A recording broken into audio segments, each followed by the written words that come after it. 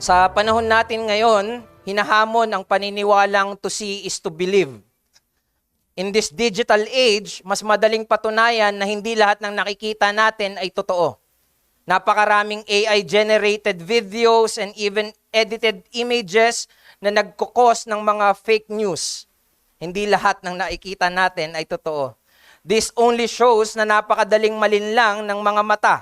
Kaya kung may matibay tayong pagbabatayan, lalo na sa usapin ng paniniwala at tamang kasiyahan, may we all be convinced na hindi ang nakikita ng mata ang tamang batayan, kundi ang mga sinuri at pinagsikapang katotohanan. Ito din yung tutunghayan natin mula sa sulat ni Pedro sa 1 Peter 1:8.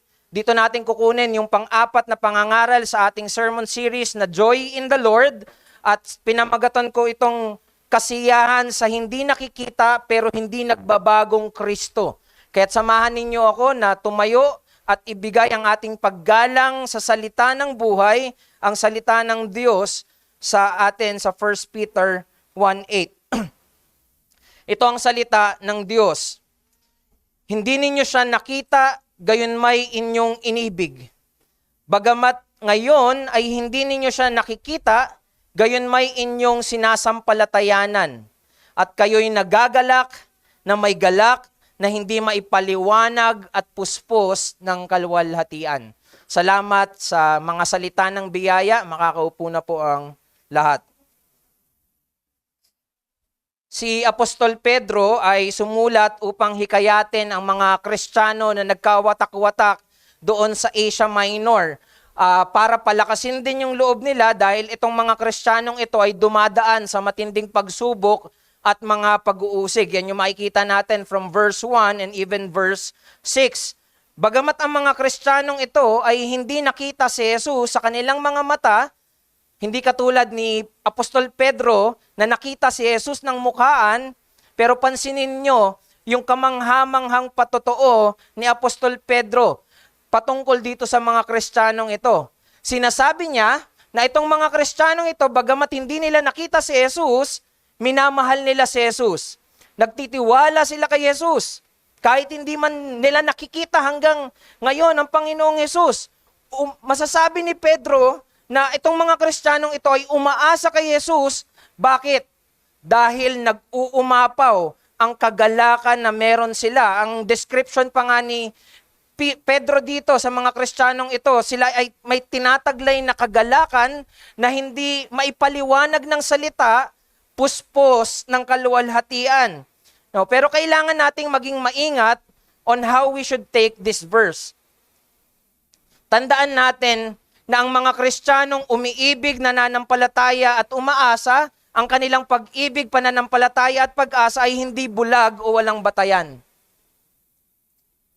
Makikita natin na bago pa dumating doon sa verse 8, ibinigay na ni Pedro on verse 1 to 7 yung mga matibay na batayan kung bakit posible na mahalin, sampalatayanan at asahan si Kristo, bagamat hindi pa siya nakikita ng kanilang mga mata. Sabi doon, no, if we will go back, no, pinakita na sila, ang tawag ni Pedro ay hinirang ng Diyos Ama. Pag inintindi mo mabuti yung Trinitarian work, hinirang ng Ama, pinabanal ng Espiritu, nilinis ng dugo ng Panginoong Hesukristo para saan? Para bigyan ng buhay sa pamamagitan ng kanyang muling pagkabuhay mula sa mga patay. Dito din, pinapaalala ni Pedro na meron silang mana na nakalaan sa kanila sa langit. Iniingatan ng kapangyarihan ng Diyos.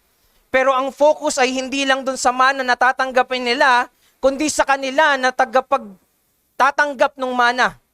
So, iniingatan yung mana, pero hindi pwedeng isipin na hindi iniingatan sila na tatanggap ng mana. Malinaw sa kanila na iingatan din sila ng Diyos. Kung yung mana nga iingatan ng Diyos, maging sila na tatanggap nito ay iniingatan ng Diyos.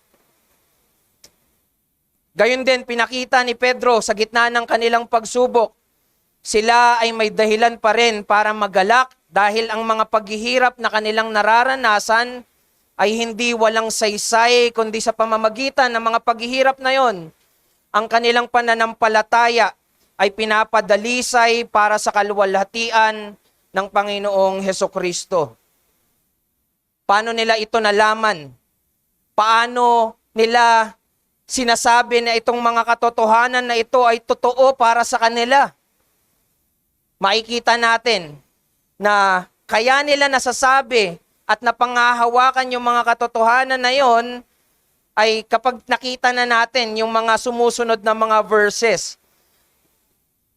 As we go on verse 12, pinakita dito kung paano sila nagkaroon ng kagalakan na nakaugat sa pag-ibig, kagalakan na pinapanatili ng pananampalataya, kagalakan na binubuhat ng isang buhay na pag-asa na kay Kristo. Kahit pa ang Kristong ito ay hindi na nila nakita. Ano yung sabi sa verse 12? Ang mga bagay na ito na hanggang ngayon ay ipinapahayag sa inyo sa pamamagitan ng mga nangangaral ng mabuting balita, at hindi lang basta mabuting balita, kundi mabuting balita sa pamamagitan ng Espiritu Santo na sinugo mula sa langit. We are not talking about just the good news or the gospel. We are talking about the gospel through the work of the Holy Spirit. Maraming claim kasi dyan, ano? So, again, I just want you to see this dahil mahalaga na makita natin na lahat ng epekto ng mabuting balita ay ina-apply lang sa pamamagitan ng pagkilos ng banal na espiritu, no? So, even in the end of the chapter in verse 25, sabi doon, ang salitang ito ang magandang balita na ipinapangaral sa inyo. So, anong ibig sabihin? Etong mga Kristiyanong ito, minamahal nila si Kristo, sumasampalataya sila kay Kristo, umaasa sila kay Kristo dahil ipinangaral sa kanila yung ebanghelyong kinikilusan ng banal na spirito. Merong pangangaral kaya sila tumutugon ng pagmamahal, pananampalataya at pag-asa. Hindi nila nakita si Jesus ng pisikal, pero nakilala nila si Jesus sa pamamagitan ng mga salitang ipinapangaral ayon sa kapangyarihan ng banal na spirito. Kaya ang kanilang kagalakan ay tinawag na inexpressible o hindi maipaliwanag ng salita. Sabi nga sa original language, hindi masabi ng dila. Lagpas sa salita. Bakit? Sapagkat ito ay kagalakan na hindi pang mundo. Kaya yung description after that, anong sabi? Puspos ng kaluwalhatian. Yung description na puspos ng kaluwalhatian, hindi yan kayang i-offer ng mundo. That is something na para bang ang sinasabi ni Pedro, ito'y kasiyahan na makalangit para sa mga tao ng langit. Hindi ito pang mundo na klase ng kasiyahan. Kaya kahit sila ay nasa gitna ng paghihirap, nasa gitna ng pagsubok at mga pag-uusig, taglay nila ang kagalakan ng kanilang Panginoon na kanilang iniibig, pinananampalatayaan at inaasahan. Kaya ito rin yung mensahe para sa lahat ng Kristiyano sa bawat henerasyon, anuman ang kanilang sitwasyon, na ang kanilang tunay at nagtatagal na kagalakan ay na kay Kristo, na siyang kanilang minamahal, pinaniniwalaan at inaasahan. Our true and lasting joy is in Christ, whom we love, believe, and hope for. Bakit mahalaga itong maunawaan sa panahon natin ngayon? Because without this truth, tayo ay malilinlang at mahahatak tayo na ng klase ng kasiyahan na pansamantala at pangmundo. Mga bagay na pansamantala.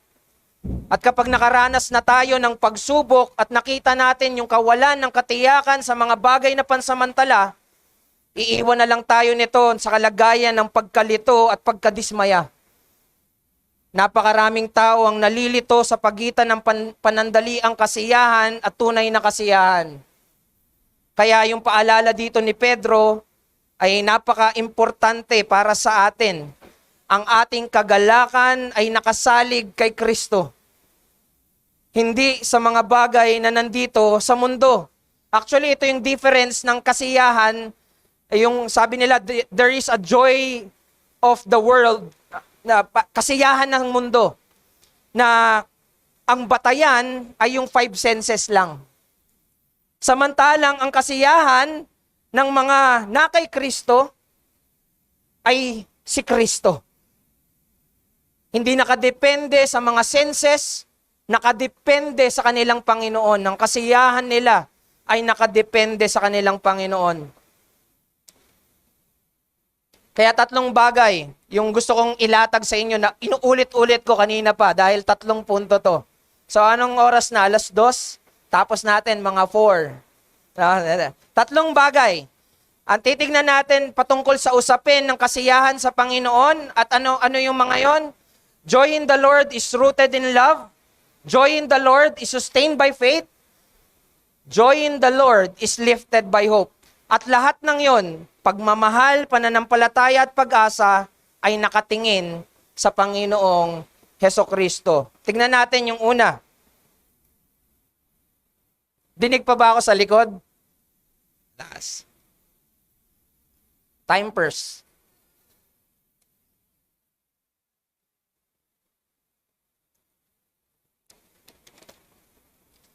At least madaling sundan yung mga points dahil nakikita naman natin sa text, bukod doon sa pangatlo, pero hayaan yung ipaliwanag ko yan later on. Pero tignan natin yung unang punto, ang kasiyahan sa Panginoon ay nakaugat sa pag-ibig kay Kristo. Ang kasiyahan sa Panginoon ay nakaugat sa pag-ibig kay Kristo. Sabi doon, though you have not seen Him, you love Him. Hindi nyo siya nakita, pero iniibig nyo siya. Kinikilala ni Pedro na ang mga Kristiyanong ito ay tunay na iniibig si Kristo kahit pa hindi nila mismo nakita si Jesus sa pisikal na anyo nito. Ang salitang ginamit ni Pedro dito para ilarawan ng mga Kristiyanong naninindigan noon ay hindi isang mababaw na pagtingin. Hindi ginamit ni Pedro yung salitang like. Ang ginamit niya ay salitang love, pag-ibig. Pag tinignan mo yon sa original text, ang pinapatungkulan nito ay isang pag-ibig na ginagamit sa Biblia para ilarawan yung pag-ibig ng Diyos. Makikita natin yan sa John 3:16, sa Romans 5:8, yun yung pag-ibig ng Diyos. So ang pinapakita pala ni Pedro dito ay pag-ibig ng mga Kristiyano na parang refleksyon lang ng pag-ibig na kanilang tinanggap mula sa kanilang Diyos. Pag-ibig na tinutularan nila mula sa naranasan nilang pag-ibig sa kanilang Diyos. Malinaw, yung pag-ibig nila ay response lang sa pag-ibig na natanggap nila at naunawaan nila mula sa Diyos. So, ang salitang ginagamit dito ay pumapatungkol sa pinagtipang debosyon. Yung salitang pag-ibig dito ay may pakahulugan na handa silang manindigan at handa silang ibigay yung kanilang sarili para sa kanilang iniibig. Ibibigay nila. Kasi yun yung naranasan nila sa Diyos eh. Ibinigay ng Diyos yung sarili niya para sa kanilang makasalanan. Nung ginaya nila yon, merong ideya na handa nilang ibigay yung sarili nila sa Diyos nila. So nung ginamit ni Pedro itong salita na ito, ang paglalarawan niya sa mga Kristiyano noon ay para bang sinasabi niya, kahit hindi nyo nakita si Jesus, nananatili kayo sa tipanan nyo sa Kanya. Kahit hindi nyo nakita si Jesus, sabi dito, naninindigan kayo para sa Kanya. Handa nyong ibigay yung buhay nyo sa Kanya. At itong pag-ibig na meron kayo kay Jesus ay hindi klase ng pag-ibig na pangmundo. Ito ay pag-ibig na posible dahil kinilusan ng banal na Espiritu. Ang ganitong klase ng pag-ibig ay hindi mauunawaan ng marami. They would actually reason and they would even say, bakit nila iibigin ang hindi pa nila nakikita? Diba? Yan yung madalas nating naririnig. Bakit ko ibibigay yung buhay ko sa hindi ko pa nakikita? Ba't ako makikipagtipan sa Kanya? Bakit ako maninindigan sa Kanya? Ipakita mo muna siya sa akin. Ganyan yung reason ng mundo. Pero kung isipin, hindi na to bago. For example, the same principle is applied sa mga magulang na hindi pa nakikita ang kanilang anak sa sinapupunan. Tibok pa lang, mahal na nila yan. 'Di ba? Maging sa mga kamag-anakan natin na hindi pa natin nakikita sa probinsya. Pag pupunta ka sa probinsya, meron kang pananabik, meron kang pagpapahalaga. Pag nalaman mo na pinsan mo yan, pahalagahan mo yan. You see, kahit hindi mo pa sila nakikita, dahil nalaman mo lang na may relasyon ka sa kanila, pahalagahan mo sila. At ganito mismo yung nakikita natin dito sa mga Kristiyanong ito. Hindi pa nila nakikita si Jesus. Pero, totoo yung relasyon nila sa Panginoong Jesus. No, masasabi natin na kahit hindi nila nakita si Jesus, hindi natin maitatanggi na kilalang kilala nila ang Panginoong Heso Kristo, no? Yung pagkilala nila sa Panginoong Jesus ang nagdala sa kanila ng ugnayan at relasyon sa Panginoong Heso Kristo. Masasabi natin na ito'y totoo dahil taglay nila ang kagalakan, again, na hindi maipaliwanag, puspos ng kalwalatian kahit nandun sila sa gitna ng paghihirap. They have joy amidst their trouble. Ito ay naging posible dahil tinanggap nila yung pangangaral ng mabuting balita. Again, ano yung mabuting balita na binabalikan ng mga Kristiyanong ito? Mula sa mabuting balita na ipinapangaral sa kanila, nalaman nila na may umibig sa kanila na mga hindi kaibig-ibig. May pag-ibig na pinamalas sa pamamagitan ng kahandaang mamatay para sila ay mabuhay. May pag-ibig na bumangon sa kamatayan para dalhin sila ng mga makasalanan sa buhay na wala ng kamatayan at puspos at merong ganap na kagalakan. Dahil sa nauunawaang pag-ibig na ito ni Kristo, sila'y nagkaroon ng pag-ibig na lumalagpas sa nakikita ng mata, isang pag-ibig na ang puso ay na kay Kristo ang pagpapahalaga. Hindi nakikita ng mata, pero na kay Kristo ang higit na pagpapahalaga. Ito yung nag-uudyok sa kanila na magkaroon ng kasiyahan sa kabila ng mga pagsubok. Bagamat hindi nila nakita si Jesus noon, bagamat hindi nila makita si Jesus sa kasalukuyang paghihirap, pero dahil totoo yung relasyon na kanilang tinanggap sa kanilang Panginoon, dahil tunay yung pag-ibig ni Jesus para sa kanila, dahil tunay yung pagpapahalaga ng kanilang Panginoon para sa kanila, they are willing to love this Lord. Handa silang mahalin ang Panginoon na hindi man nila makita. Kumpiyansa sila na itong Jesus na ito ay napakahalaga. Kaya yung aral na makikita natin dito, ang tunay at pangwalang hanggang kasiyahan ay nagsisimula hindi sa nakikita ng mata, kundi sa puso na si Kristo ang pinakabinibigyan ng pagpapahalaga. True and lasting joy begins not in the eyes but in the heart that treasures Christ. E tandaan din natin na itong ganitong klase ng puso na pinapahalagahan na tinuturing si Jesus bilang kanilang pinakakayamanan, again, hindi natin yan gawa sa sarili lang natin na kakayahan. Ito ay puso na binabago. The more you understand the love of Christ, your heart is transformed to love Him back. The same love that you receive from Him. At habang pinagninilayan mo yung mga salita ng katotohanan na nagpapakita ng pag-ibig ng Diyos, kumikilos yung banal na spirito para baguhin ang puso mo at tumugon sa Diyos na ito na karapat-dapat ng bawat puso ng mga makasalanang tao. This God is worthy of our all. Karapat-dapat siya ng lahat ng meron tayo. The more they know Christ, the more they love Christ. At habang minamahal nila ang Panginoong Jesucristo, mas lalo silang nagkakaroon ng kagalakan kay Kristo. Kagalakan na hindi kayang ipaliwanag ng mundong to. Nakaugat sa pag-ibig. Nakaugat sa salita. Na habang pinagninilayan mo yung salita, nauunawaan mo yung pag-ibig na inalay ng Diyos. Kaya tumutugon ka ng may pag-ibig din sa Kanya. Again, hindi mo siya magiging kasiyahan kung hindi mo siya minamahal. Magiging pagpapanggap lang yung kasiyahan natin. Kaya maraming nagtatalon. Pero hindi naman mahal si Kristo. Kaya pag sinubok sila, nawawala kagad yung kagalakan. Pero sa mga tunay na nagmamahal, kahit anong ibuhos mo dyan, kahit anong banta at anong pigil mo dyan, magkakaroon ng kagalakan yan kay Kristo. Hindi ba natin hinahangad yung ganong klase ng kagalakan na kay Kristo? Totoo at tumatagal na kagalakan dahil merong totoong pagmamahal. Tignan mo yung mga tao sa kasaysayan, tignan mo yung panalangin ng mga taong nagpapahalaga at nagbibigay ng oras sa kasulatan. Hayaan yung basahin ko to sa Tagalog. Mga writings to ng mga Puritans, pinagsama-sama ko lang, pero pakinggan nyo yung sinasabi ng mga Puritans in their prayer.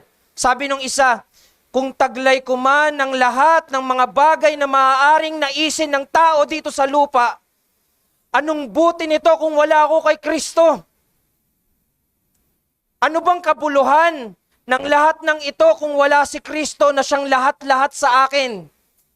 Kung wala sa akin ang nagbibigay ng biyaya ng aking kaluluwa, makamtan ko man lahat ay wala akong mapapala. Kaya Panginoon, anumang gawin mo sa akin, anumang alisin mo sa akin, anuman ang ipagkait mo sa akin, tatanggapin ko, ibigay mo lang sa akin ang Panginoong Hesukristo. Bagamat hindi nila nakita si Jesus ng mukhaan, maging itong mga mananampalataya sa kasaysayan, dahil ipinapangaral sa kanila yung kasulatan, pwede silang bumalik sa nakaraan, masdan yung Kristong namatay para sa kanila na mga makasalanan. Bumabalik sila. Hindi nila kailangan ng time machine para saksihan yung katotohanan ng pag-ibig ng Diyos. Sapat sa kanila yung mga tapat at totoong pangangaral sa Biblia para balikan yung totoong pag-ibig ng Diyos para sa kanila. Anong kailangan mo para patunayan ang pag-ibig ng Diyos sa'yo? Go back to the scriptures, kung saan makikita mo na merong banal na Diyos na namatay sa pinakamakasalanang tao na katulad mo at tulad ko. Be a witness of this great love of God. Binabaliwala ng marami, pero ang mga Kristiyano, bigyan mo, para silang mga ibon, na nakakulong. Siguro sa mga sitwasyon ng buhay, pero pag sinubukan mong buksan yung kulungan ng ibon na yon, yung ibon na yon ay lilipad. Ang mga Kristiyano ay ganito. Mahal natin yung Diyos, iniibig natin yung Diyos, pero para pa tayong nakakulong. At sino yung magpapakawala sa atin sa kulungan para yung hangarin natin na mahalin ng Diyos ay magawa natin ng may buong kalayaan? Hindi ba ang pagsamba na meron tayo ngayon ay pag-i-express ng ating pag-ibig sa Diyos? Kung hindi, maling klase ng pagsamba. Yung mga ginagawa natin. Hindi natin kailangan ulit-ulitin natin kasi maraming mga tao nagsasabi, kung makakabalik lang ako sa nakaraan, kung nandun ako katulad nila Pedro, baka ganyan din ako tumugon katulad nila. Hindi yan yung sinasabi ng text. Kahit hindi nila nakita si Kristo, minamahal nila si Kristo dahil sa tapat na pangangaral kay Kristo. So ano yung hamon sa atin dito? We should be intentional and make time na tayo ay lumago sa pag-ibig natin sa Panginoong Hesukristo. Anong ginagawa mo para ikaw ay lumago at makalaya sa kulungan na pumipigil sa iyo para mahalin ng Diyos? Huwag kang magmadali sa mga oras na inilalaan mo sa panalangin. Huwag kang magmadali sa oras na inilalaan mo sa salita. Huwag kang magmadali sa oras ng panambahan. Ang mga nagmamadaling kaluluwa ay bibihirang makaramdam ng lalim ng kagalakan sa kanilang Panginoon. Ang mga nagmamadaling puso ay bibihira makatikim ng tamis ng kasiyahan na nasa Panginoon. So brethren, take time. At kapag nagbigay ka ng oras, huwag kang mayabang na sasabihin, nagbigay na nga ako ng oras eh. Spend unhurried time.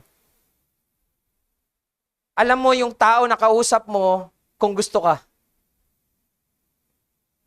Kapag gusto niya nang matapos ka at ayaw ka na niya magsalita, tigil na natin, tama na. Diba, may mga ganun eh. Pero pag mahal ka, pakikinggan ka lang nun. Hindi yun magmamadali, magbibigay yun ng oras. Sa mga nagmamahal, nagbibigay dapat ng oras. So we give time for the Christ that we love. Pangalawa, joy in the Lord is sustained by faith in Christ. Pansinin ninyo yung progression ng salita ni Pedro. Una, hindi nyo siya nakita kailanman, ngunit inibig nyo past tense. Pero ngayon, sabi niya, hindi pa nyo rin siya nakikita hanggang ngayon, subalit sumasampalataya kayo sa Kanya. May pagdidiin dun sa ngayon, present tense. Past tense, present tense. Pinapakita nito na ang mga Kristiyano ay hindi lang humahawak doon sa kaligtasan na masusumpungan sa pamamagitan ng pagbabalik sa nakaraan, kundi ito'y kaligtasan na may ginagawa maging sa pangkasalukuyan. Parang sinasabi ni Pedro na kahit ganito, yung pangkasalukuyan yung kalagayan, sumasampalataya pa rin kayo sa Panginoong Hesukristo. Yung salitang believe dito ay hindi lang basta maniwala intellectually. Okay? Hindi ito parang naghahanap na ano ba yung logical. Hindi ganito yung sinasabi dito. Ang translation sa Tagalog ay sumampalataya.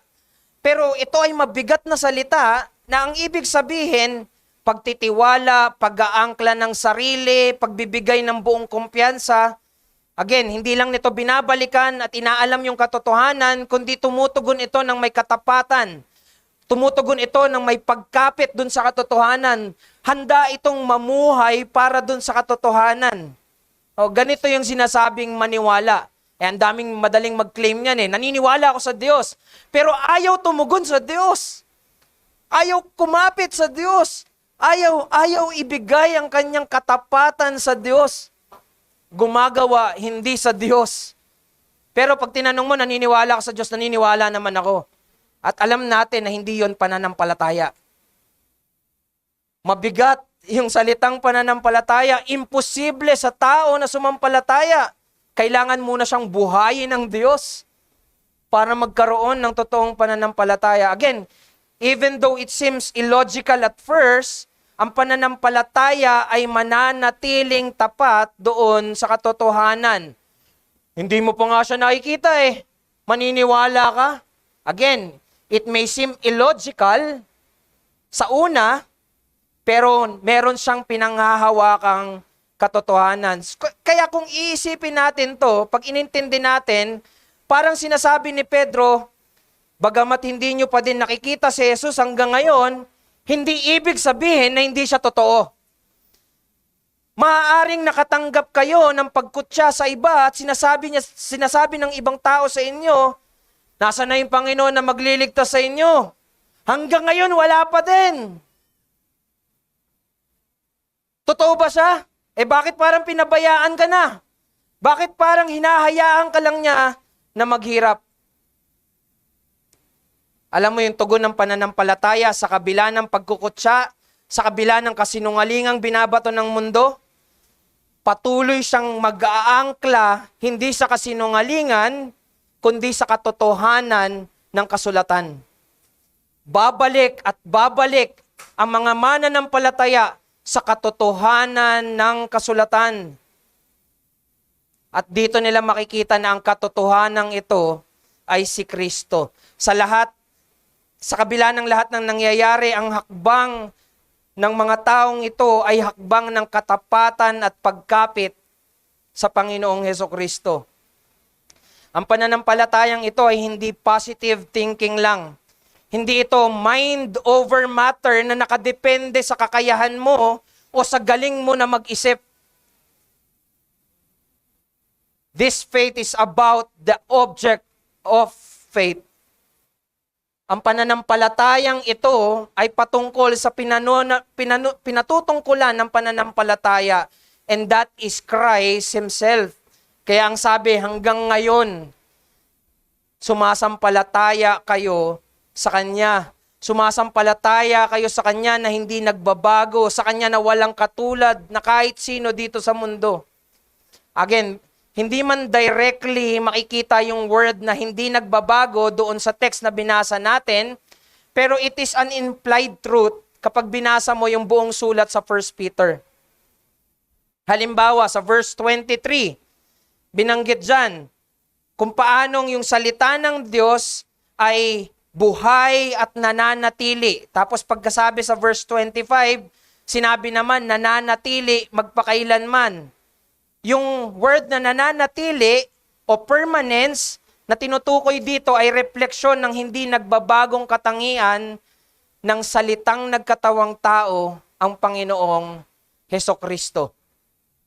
Kaya nila nasasabi yung permanence, kaya nila sinasabi na nananatili yung salita dahil yung salita na nagkatawang tao ay hindi nagbabago. Maging sa chapter 2, verse 4 to 6, dinescribe dito ni Pedro ang Panginoong Hesus bilang living stone, buhay na bato na kung sino man ang sumampalataya sa Kanya, kailanman ay hindi mapapahiya. Pinapakita lang nito yung katatagan ng pundasyon na tinatayuan at pwedeng asahan ng mga mananampalataya anuman ang panahon. Pero bakit? Dahil hinding-hindi magbabago itong batong ito. No?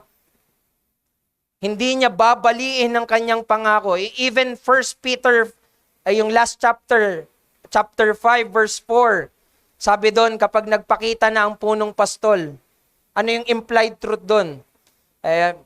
Nandun yung katiyakan ni Pedro na magpapakitang muli ang Panginoong Hesukristo.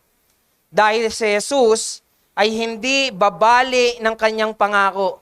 Hindi pababayaan ni Kristo ang kanyang mga kawan.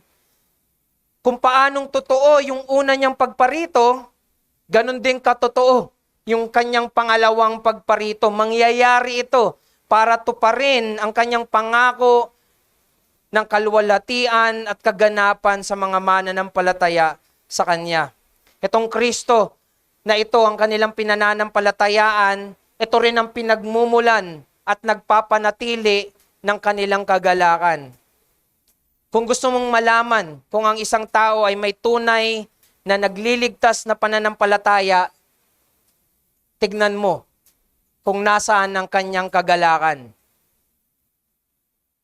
Kung gusto mong malaman kung ang isang tao ay totoo sa kanyang pananampalataya, tignan mo kung nasaan ang kanyang kagalakan. Kung ang kanyang kasiyahan ay nakaangkla sa pabago-bagong sitwasyon at hindi sa hindi nagbabagong Panginoon, ang pananampalatayang iyon ay isang huwad na pananampalataya. Tandaan, ang totoo at nagliligtas na pananampalataya ay iaangkla ang kanilang kagalakan sa hindi nagbabagong Kristo. Hindi doon sa pabago-bagong sitwasyon. Alam mo, ang mundo, ang demonyo at maging ang mga makasalanan nating laman ay gagawin ng lahat para ilayo tayo sa Panginoong Hesus. Palagi tayo nitong sisigawan sa mga mahihirap nating mga kalagayan. Sasabihin nito, kawawa ka naman. Ang hirap ng sitwasyon mo. Sasabihin nito na parang hindi naman totoo si Kristo. Kung mahal ka niya at kung totoo siya, bakit niya pinapahintulot to sa'yo? Nananalangin ka pero di ka naman niya pinapakinggan. Tignan mo yung iba. Buti pa sila, masaya. Sa mga ganong realidad na mga naiisip at naitatanong natin, what will sustain us sa ganong kahirap na mga sitwasyon? The only way to counter the lies is to have faith in the unchanging truth of Christ. Walang ibang paraan para i-counter yung mga kasinungalingan, kundi sa pamamagitan ng hindi nagbabagong katotohanan ng Panginoong Hesukristo. Ito yung nagsustena at nagpanatili sa mga Kristiyano noon. Ang nagpanatili sa mga Kristiyano noon ay pananampalataya sa hindi nagbabagong pinapatungkulan ng pananampalataya. Hindi nagbabago yung object ng faith nila, and that is Christ. Kapag sinasabi ng kapatid at naririnig natin sa circle, no, na manampalataya ka lang sa Panginoong Hesukristo. Again, we are not denying the reality of our present suffering, but we are reminding ourselves and our brethren of a greater reality of the unchanging Christ that He is for us. Itong hindi nagbabagong Kristo ay para sa atin at hindi laban sa atin. Hindi niya iniiwan ang mga nananatili sa Kanya. Siya ay tapat kahit sa mga panahon na hindi tayo tapat. Siya ay sa atin at para sa atin. Namatay siya hindi para iwan tayo at pabayaan. Namatay siya hindi para paglaruan tayo at pahirapan. Namatay siya para iligtas ka sa pinakamalalamong kalagayan, at ito'y walang iba kundi yung pagiging makasalanan. Kaya pag sinasabi mo na yung sitwasyon na nangyayari sa iyo ay para bang napakalala, alalahanin mo kung saan ka niligtas ng Diyos sa pinakamalalamong kalagayan. At yun ay yung pagiging malayo mo sa Diyos. Dati kang kaaway ng Diyos, ngayon hindi ka lang basta kaibigan, tinuring kang anak. Sinasamahan ka ng Diyos, and that is what matters for us Christians. Ano kung ginagawa natin yung mga bagay na maka-Diyos pero wala naman tayong puso at pananampalataya sa Diyos? Lahat yun ay pagpapanggap lang. But here, we see what really matters is that Christ is for us. Kung siya ay para sa atin, ano pa ang laban sa atin? Huwag mong kalimutan na yung sitwasyon mo ngayon ay walang-wala kumpara sa mararanasan mo kung ikaw ay mapunta sa impyerno. Yung sinasabi mong napakalala mong sitwasyon, pag naranasan na ang impyerno at ibinagsak na yung galit at puot ng Diyos, sasabihin mo wala sa kalingkingan yung mga nararanasan mo ngayon. Pero dito ka niligtas ng Panginoong Hesukristo. Huwag kang magpapalinlang sa binubulong at sinasabi ng mundo o ng sinasabi ng demonyo o ng sinasabi ng makasalanan mong laman. Go back to the Word.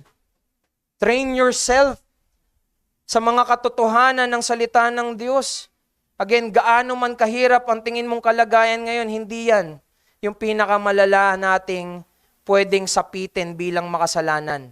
'Di ba? Even the people in the history, those Christians, those Puritans,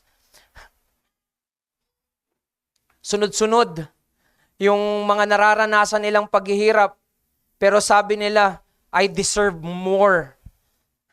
Kung merong ibibigay sa akin, mas mabigat pa yung karapat-dapat sa dami ng kasalanang nagawa ko. At anong tinanggap ng mga nagpapakumbaba na yon? Pagpapala at kagalakan kay Kristo. Hanggat nagmamatigas ka at sasabihin mo, I do not deserve this. Hindi mo karapat-dapat na maranasan tong hirap na ito. Again, pumunta ka doon sa krus ng Kalbaryo, tignan mo yung sinapit ng Panginoong Hesukristo. Siya na walang ginawang anumang kasalanan, nahirapan hanggang sa dulo ay namatay. Naranasan ng kamatayan. Dinanas yun ng Panginoong Hesukristo. Again, wag nating ipagpalit ang Kristong ito na tanging may kakayahan na iligtas tayo sa nakakatakot na pangil ng impyerno. Ang pananampalataya kay Kristo ang nagpapanatili ng ating kagalakan sa gitna ng kalungkutan at kaguluhan maging kahirapan. Ang kagalakang ito ay hindi lang pagiging positibo kundi kagalakan na pinapanatili ng pananampalataya kay Kristo. Ito ay hindi nakabatay sa sitwasyon o sa nararamdaman, kundi sa hindi nagbabagong katotohanan. Kaya kapag nakaranas ka na para bang yung kasiyahan mo sa Panginoon ay para bang nanghihina, palakasin mo ang iyong pananampalataya sa pamamagitan ng pag-alala sa kanyang mga pangako at sa kung sino siya bilang Panginoon sa'yo. Sino si Jesus sa'yo? Totoo lang ba siya sa panahon na masaya? O totoo siya, ano man ang sitwasyon na hinaharap natin? Palakasin natin ang ating pananampalataya, hindi sa mga pakiramdam o sa mga bagay na nararanasan natin, bumalik tayo sa mga hindi nagbabagong katotohanan. Basahin mo yung scripture. Kapag tinatamad ka, lakasan mo yung boses mo, basahin mo. Yung iba, ang ginagawa, nagja-jogging, nakikinig ng audio Bible. Alalahanin mo yung katotohanan.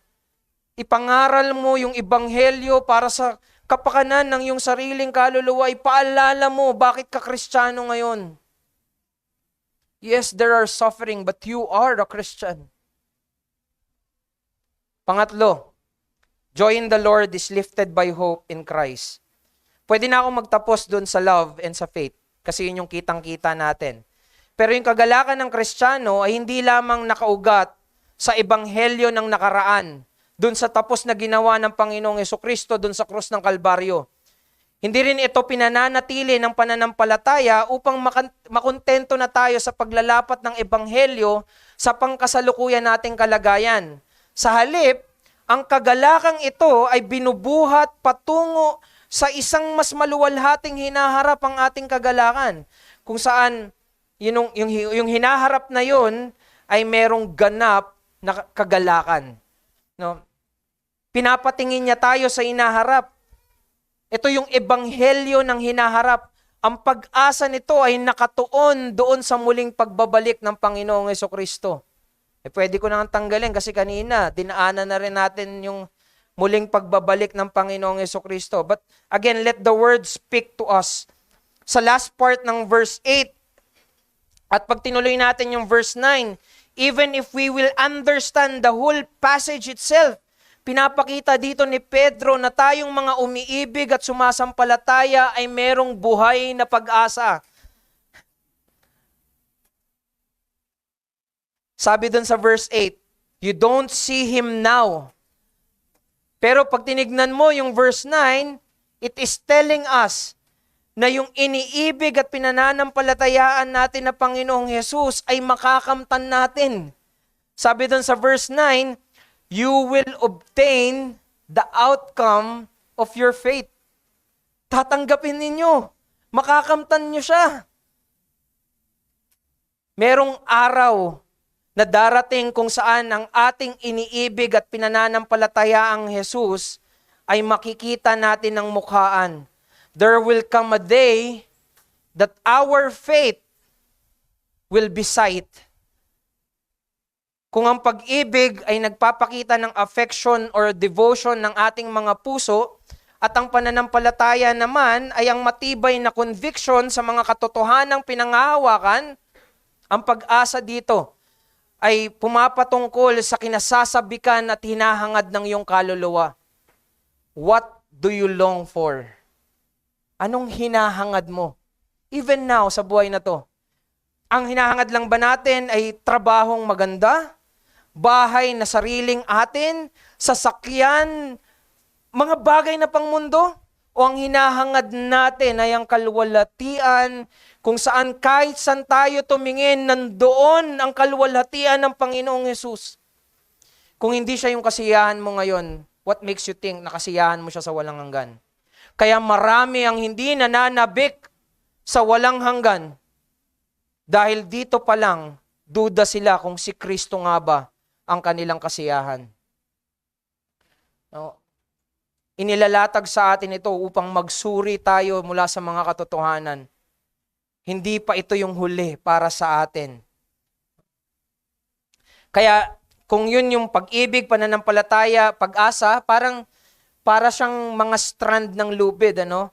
Imagine 3 strand, 3 hibla ng iisang lubid, na kapag magkakasama, mas matibay at mas nagbibigay ng kagalakang higit sa pansamantala o higit sa panlabas na kaligayahan. Kaya masasabi natin na ang kasiyahan natin sa Panginoon ay mas lalago, mas magiging matibay kapag ito ay nakasandal sa inaharap kung saan ang kaganapan ng Panginoong Hesukristo ay mangyayari sa kanyang muling pagbabalik. Joy grows strongest when it leans forward to the fullness of Christ at His coming. Ang kasiyahan natin ay hindi lang masusumpungan sa nakaraan, hindi lang sa pangkasalukuyan, ito'y merong kaganapan at hindi na maaagaw kailanman doon sa pangwalang hanggan. Kung dito nawawala pa, doon kapag mas na-extend na yung faculty natin, if you would listen doon sa pangangaral ng beatific vision, kung saan mas ma-appreciate na natin ang Panginoong Hesukristo, mas lalong magkakaroon tayo ng kasiyahan sa ating Diyos. If our Lord did not end in His suffering in the cross and was crowned as promise, tayo na may pakikipag-isa sa kanyang mga paghihirap ay makakaasang hindi magtatapos sa pagdurusa kundi sa kaluwalhatian. Alam nyo, ito rin yung sinasabi doon sa 1 Peter 4:13. Sabi niya doon, kung kayo'y magalak, yamang kayo'y nakibahagi sa mga pagdurusa ni Kristo, kayo man ay matutuwa at sisigaw sa galak kapag ang kaluwalhatian niya ay nahayag. No? The suffering we have is not the end for us. Hindi ito yung dulo. Sa mga hindi mananampalataya, ang paghihirap para sa kanila, pagkatapos ng kamatayan ay mas lalong lalala pa. Pero sa mga mananampalataya, we are never designed to end in suffering. We are designed for Christ who received the crown. Tayo ay dinisenyo para sa kaluwalhatian dahil ang kaluwalhatian ay kay Kristo at si Kristo ay para sa atin. Makakaasa tayo na darating ang araw na wala ng kasalanan at magiging lubos na yung kagalakan. Ang kagalakan ng isang Kristiyano ay hindi nakabase sa pangkasalukuyan niyang kalagayan, kundi sa katiyakan na ihaharap siya ng Diyos sa kaluwalhatian kasama ng Panginoong Hesukristo. Kaya ang tanong sa iyo, saan ka nakatingin? Kung nakikita lang, kung ang tinitignan natin ay yung mga problema, lungkot at kahirapan, madali talagang mawala yung ating kagalakan. Pero kung ang ating mata ay nakatingin sa ating pag-asa, ang Panginoong Hesukristo at ang kanyang muling pagparito, dito mas titibay ang kagalakan ng mga Kristiyano. Isipin nyo yung parang tumatakbo sa marathon, hindi siya titigil sa gitna dahil napagod lang siya or nauhaw lang siya o nadapa siya o nasaktan siya. Ang mata niya ay nakatuon doon sa finish line. Na habang mas nakikita niya yung premyo doon sa dulo, mas lalo siyang nagtsatsaga sa kanyang bawat pagtakbo at sa bawat hakbang. At sana ganito rin tayo bilang mga Kristiyano. Ang nag-aantay sa iyo ay si Kristo doon sa dulo. More than the promise of heaven, Christ is for you, Christian. Your dear Lord, the one you put your faith into, is the one waiting for you.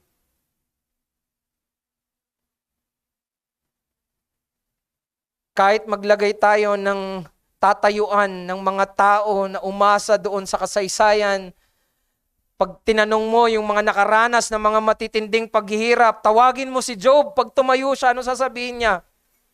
Worth it, si Christ. Kapag tinanong mo si Pablo, na nangangaral na nga, ginugulpi pa, tapos pupunta na sa ibang lugar, magka-crash pa yung kanyang sinasakyan, na para bang sinusundan ng kamalasan, pero hindi ganyan yung kanyang pagtingin. Kung buhay siya ngayon at tatayo siya sa kalagitnaan natin, sasabihin niya, siya yung premyo na sapat-sapat Walang-wala yung mga paghihirap na naranasan niya nung nakita niya na yung Panginoon niya. Sa bawat Kristiyano, ito'y totoo. Kaya dapat nating ipako ang ating paningin sa mga bagay, hindi sa mga bagay na nakikita, kundi sa muling pagbabalik ng ating Panginoong Hesukristo. Ano yung mga dapat nating gawin? Pwede mong ipaalala yung sa sarili mo yung kanyang muling pagbabalik sa pamamagitan ng pag-i-include niyan sa panalangin mo. Baka pinapanalangin lang natin yung muling pagbabalik ng Panginoong Hesus kapag nandito lang sa church. O kaya, kapag nahihirapan ka lang, gusto mo siyang bumalik kasi gusto mo lang ma-end yung kahirapan na nararanasan mo. No. Tulungan mong ipaalala sa sarili mo na ang iyong pinananampalatayaan ay babalik. Huwag mong hayaan na malunod yung puso mo sa mga pansamantalang bagay. Again, and then set your hearts on heaven. Kagaya ni Richard Baxter. Nung nagkaroon siya ng nakamamatay na sakit, akala niya mamamatay na siya, hiniwalay niya yung sarili niya, nagnilay-nilay siya patungkol sa langit. Hanggang sa makabuo siya ng isang libro, no, sa journal niya na ginagamit ng marami ngayon, no, yung about heaven. Ang tunay na tahanan na meron tayong mga Kristiyano ay hindi dito sa mundo kundi sa piling ng ating Panginoong Hesukristo. And again, we can also hope, we can steer our hope to have a joy, hindi lang sa ngayon kundi sa paparating. Sanayin natin na yung pag-asa natin ay nakatingin sa hinaharap. Sabi nga, kung sigurado ka na may bukas, magiging matatag ka sa ngayon. Kung iniisip mo na may darating, halimbawa ikaw ay stranded, tapos sigurado ka na may darating kinabukasan, meron kang dahilan para magtiyaga para ngayon. Ganyan yung mga Kristiyano. Meron tayong tiyak na darating na Panginoon. Kaya yung ngayon natin, pwede nating pagtiyagaan at pwede nating pagtiisan. Dahil hindi tayo mananatili sa ganitong kalagayan. Ililigtas tayo ng ating Panginoon. At dahil si Kristo ang pabuya natin sa dulo, siya na ating minamahal, we have all the reason to serve Him faithfully and to hope in Him joyfully. Hayaan niyo akong magtapos. Marami ang curious at gustong makita ang Panginoong Hesus. Mukhaan. May iba nangangarap na sana andun sila at nakita nila mismo yung Panginoong Hesus. Kaya din siguro patok yung lumalabas na balita na meron daw tela na ipinuna sa mukha ng Panginoong Hesukristo at na-form daw doon yung mukha ng Panginoong Jesus. Yang alam ko, deform na yung mukha ng Panginoong Jesus. Pero sabi nila, na-capture daw nila yung mukha ng Panginoong Hesukristo. Pero pag binalikan natin yung text na meron tayo ngayon, it raises a more important question. Ang tanong ay hindi nakita mo na ba ang mukha ng Panginoong Jesus? Ang tanong ay mahal mo ba siya kahit hindi mo pa siya nakikita? Nananampalataya ka ba sa Kanya kahit wala siyang pisikal na larawan hanggang ngayon? Siya ba ang tinitignan mong pag-asa? Siya ba ang pinagmumulan ng iyong kagalakan? Alam mo, ang tunay na umiibig, ang tunay na sumasampalataya, tunay na umaasa kay Kristo, ay hindi sila hindi sila maghahabol sa larawan o imahe ni Kristo. Sila yung magagalak sa tuwing ang kanilang Panginoong Hesus ay ipinapangaral ng tapat at totoo. At kahit merong iba't ibang pagsubok, hindi sila umaatras sa mga kaparaanan ng Diyos dahil para sa kanila hindi ito ritual. Ang kaparaanan ng Diyos para sa kanila ay buhay.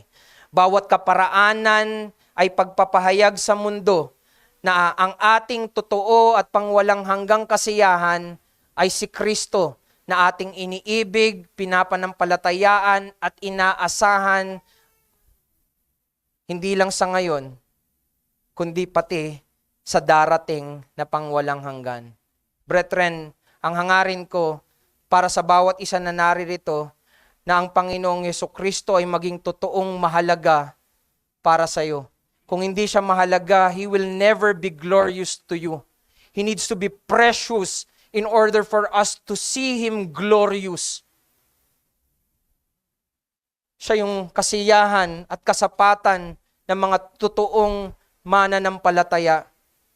Mahalin mo siya kung sino siya, hindi lang sa mga bagay na binibigay niya. Those are good, but He is the giver of good things. Believe in His unchanging character. Asahan mo ang kanyang muling pagdating. Nandito ang kasiyahan sa ating Panginoon. Manalangin tayo. Aming Diyos, sa kabila ng mga hamon, maging sa kabila ng mga pagdurusa, salamat dahil binigyan mo kami hindi lang ng kagalakan sa hinaharap. Merong totoong kagalakan ngayon. Merong kagalakan na napagyayaman pag bumabalik kami sa nakaraan. Salamat dahil ang ebanghelyong aming tinanggap, ang mabuting balita, ang kaligtasan ng aming mga kaluluwa ay hindi lang pang nakaraan, hindi lang pang kasalukuyan, kundi ebanghelyo na pang hinaharap. Magkakaroon ng kaganapan sa hinaharap. When the scripture is telling us, blessed are those, ang ibig lang sabihin na to, ang kasiyahan ng mga nagtsatsaga ay nasa inyo. Ang tunay na pinagpala ay sila na ang kasiyahan ay nasa Panginoon. Kaya dalangin namin, kami ay pagpalain nyo ng kasiyahan sa aming Panginoon. Kami nawa ay masumpungan na totoong nagmamahal, nananampalataya at umaasa sa Panginoon. Kung sa gitna namin ay merong mga sinasabi na naniniwala sila kay Jesus pero walang pagmamahal, walang pananampalataya at walang pag-asa, alam namin na ito'y paniniwala na magdadala sa kanila sa walang hanggang parusa. Kaya iligtas nyo sila. Iligtas nyo sila, O Diyos. Ganito lang sa amin.